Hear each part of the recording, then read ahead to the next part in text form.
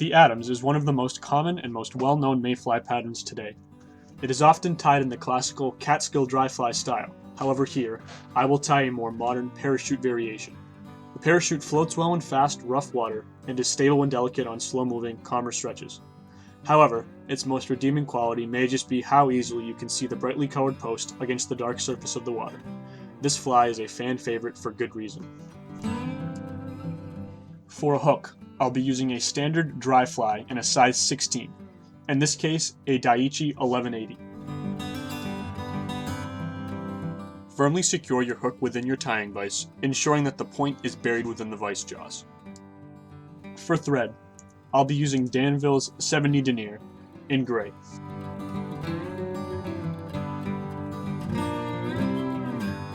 Start your thread about 1/3 of the way down the hook shank, then wrap about an eye's length rearward. Then, snip or break off the tag. When tying this fly, you will need both grizzly and brown hackle.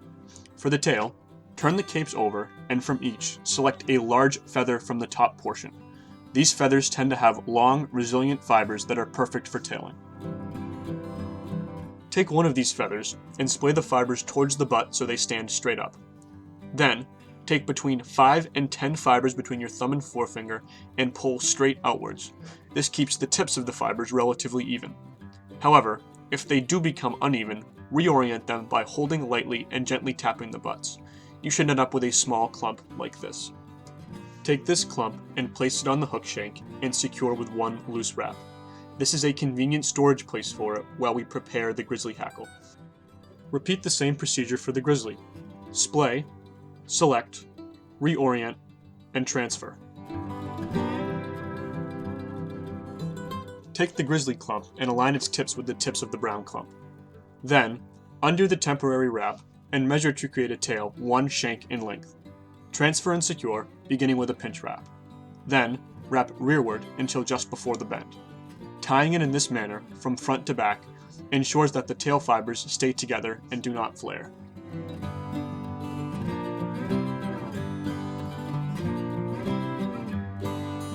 Then, reach in with your tying scissors and cut off the butts close.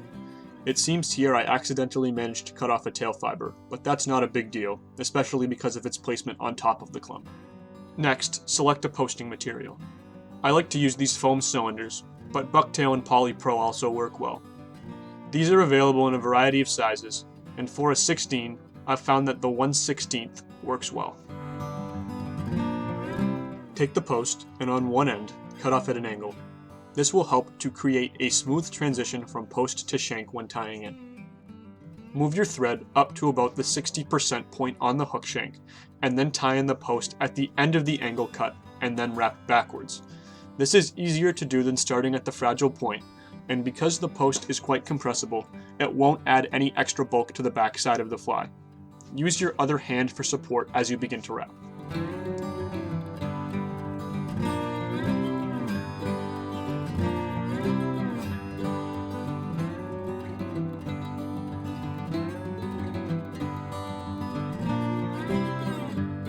Make sure the post is securely locked down, then take a few wraps in front of the post to make it stand straight up. Begin taking thread wraps around the post to strengthen it. Work up a bit and then back down. This is the trickiest part of tying this fly and requires some patience. Use your other hand as necessary to keep the post from moving around. Work until there are stable thread wraps about 1 eye's length up the post. Don't worry, this doesn't need to be perfect just yet. Next, reach for your Zap-A-Gap. We'll use this stuff to make sure the post is nice and sturdy. Apply the Zap-A-Gap to the thread in the inch below the fly. Then, take nice, firm wraps up the post to set the Zap-A-Gap and strengthen it.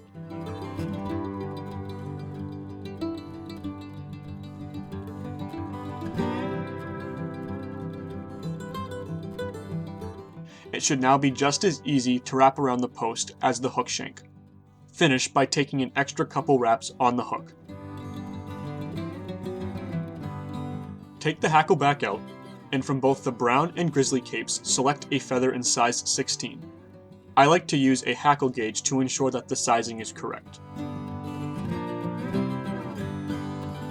Take the brown feather and find the convex, brighter colored side. Splay the lower fibers rearward, strip off the ones that are webbed, and cut off the butt.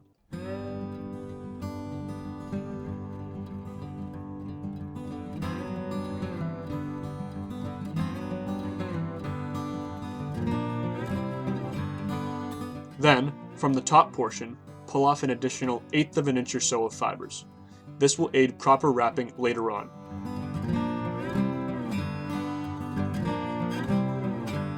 Repeat with the grizzly feather.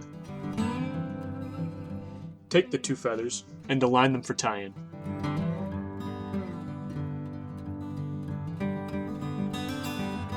Take the aligned feathers and place them on the front side of the hook so their stems point towards the eye. Secure with 1 or 2 wraps just before the post, then pull so the bare stem ends just when the wraps on the post do. Then, tie in up the post, allowing the stems to move to the backside.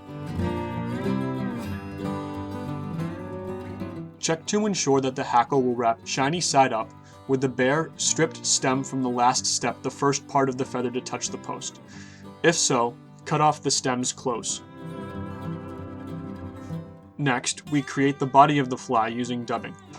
I like superfine because I can add very small amounts and create nice tapered bodies, but really any dubbing will work. Take a small pinch and create a slender dubbing noodle on your tying thread. Err on the side of caution. Less dubbing is better.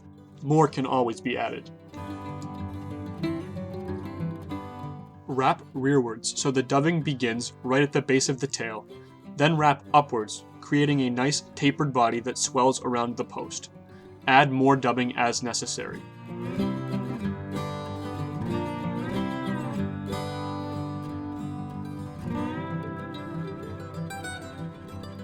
Finish with your tying thread just in front of the post. Take the brown feather in a pair of hackle pliers and wrap clockwise down the post, attempting to keep the wraps relatively evenly spaced.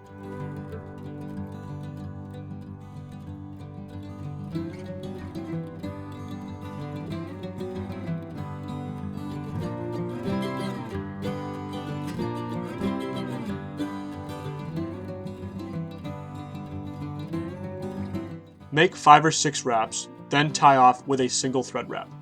Do your best not to trap any hackle fibers, but if you do, it's okay. These can be cleaned up a little later. Repeat with the grizzly hackle.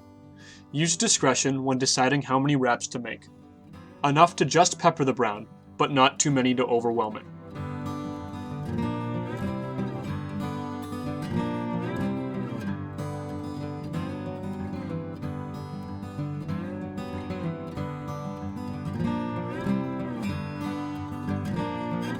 When you reach the bottom, tie off with 3 or so thread wraps, then snip off both stems close.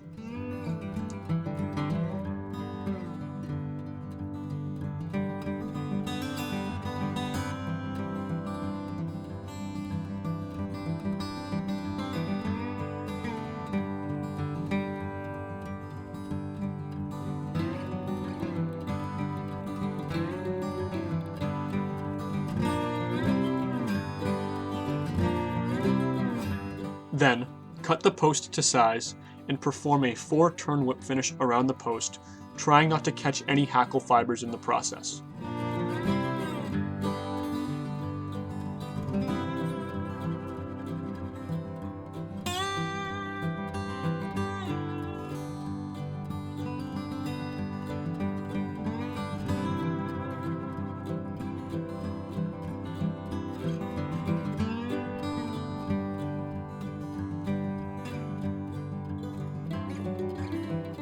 Then, cut the thread off close.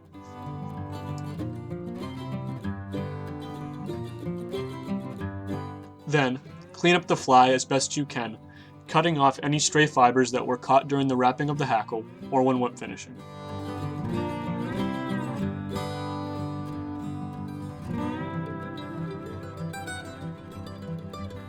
This little guy is a beast on the river, and it's always good to carry a few.